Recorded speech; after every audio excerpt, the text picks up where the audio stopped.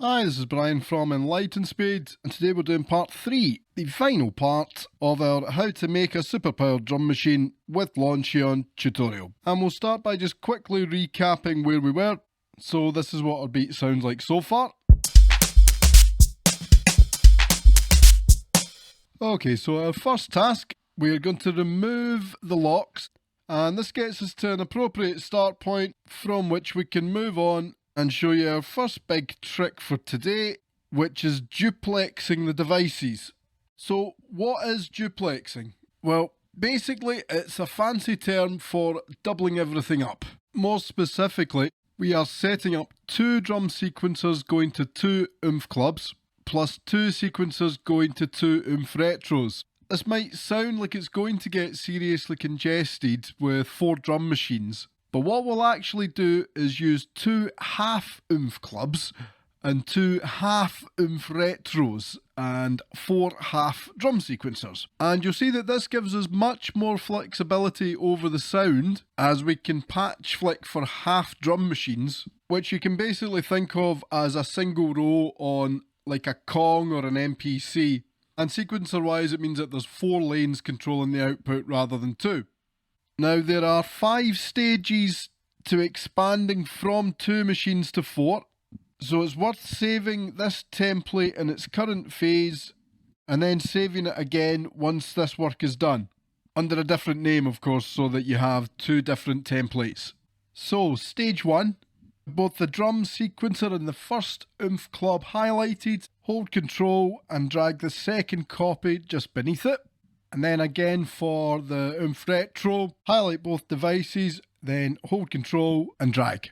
So we now have 4 drum sequencers, and we need to mute off the channels in each sequencer which won't be used, so that we're not duplicating all the sounds and thus the CPU overhead, not to mention creating all sorts of phasing issues.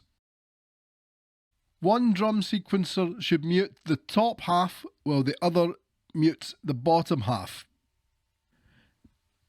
And then once this has been completed for both halves of the oomph club, we simply move on to the oomph retro and we repeat the process. So we now have each drum sequencer only playing half an oomph. The next stage is to re-cable the oomph so that the individual channels for each of the second instances is connected to the mixer.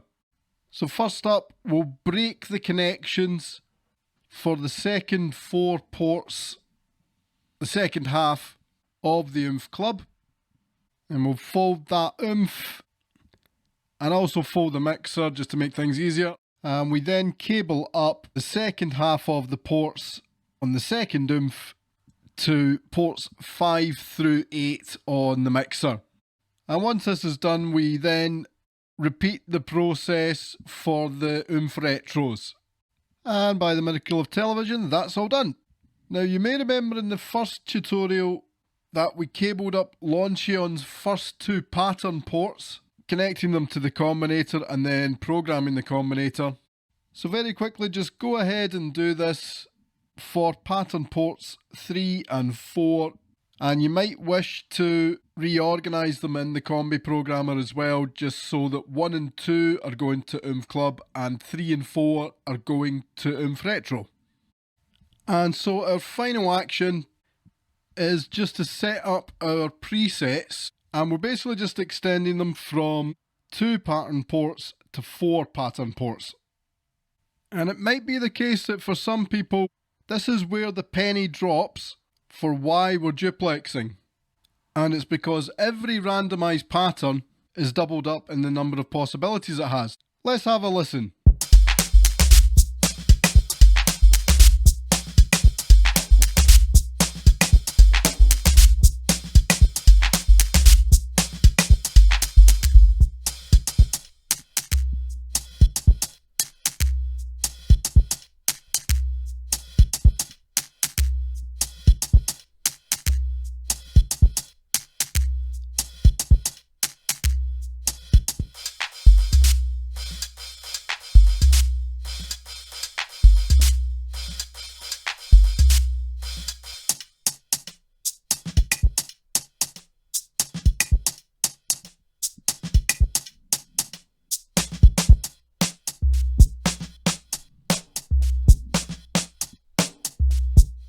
So quite easy to hear that we get a lot of new and interesting variations just from randomizing the patterns. But let's start to listen to the kind of changes we can instantly have when we start patch flicking and changing the sounds within our oomph.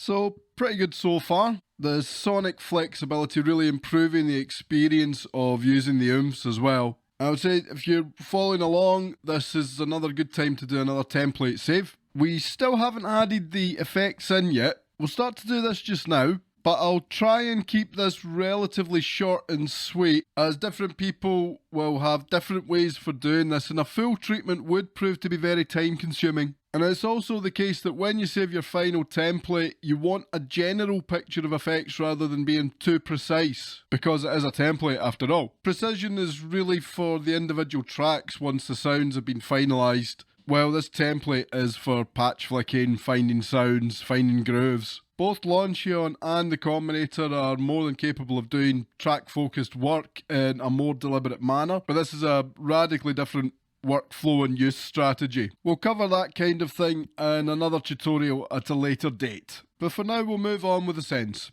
And we start by opening up our mixers, and we need to place all of our send effects below the first mixer. The first effect I'm adding is an RV7000. Of course, you can use any effects you want, but I'm just sticking with the stock ones.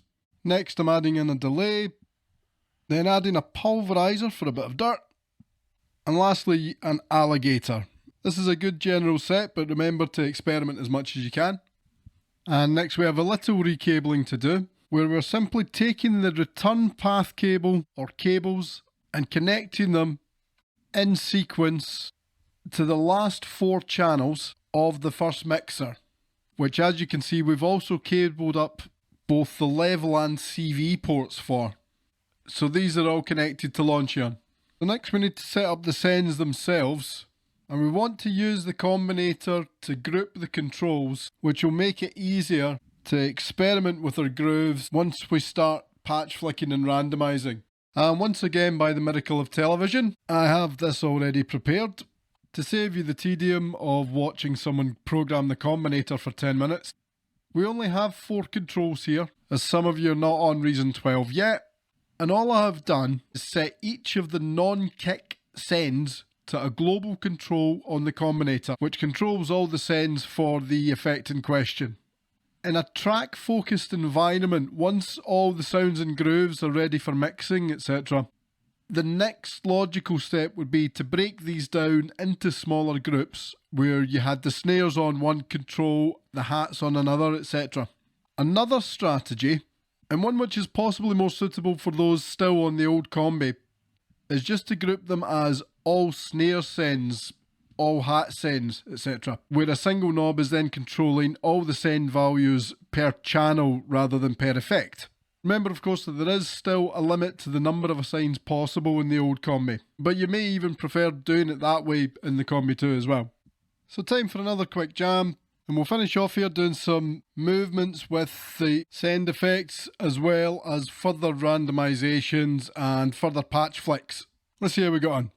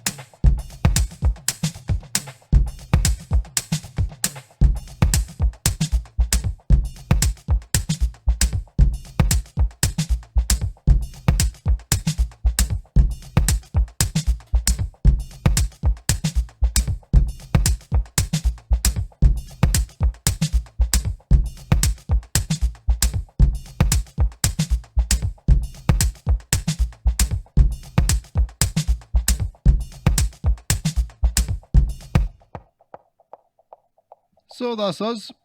That's as far as we'll take this set of tutorials. We are going to return with another small series which will be dedicated to synthesizers, which most people should find interesting even if they're not actually using LaunchEon. We're planning on covering a lot of useful ground, including how to integrate well with VSTs. And we'll also show some of the differences with using different types of rack extensions versus using old stock devices. But that's us. We hope you've enjoyed this short series. Hope to see you again soon. Take care. Bye bye.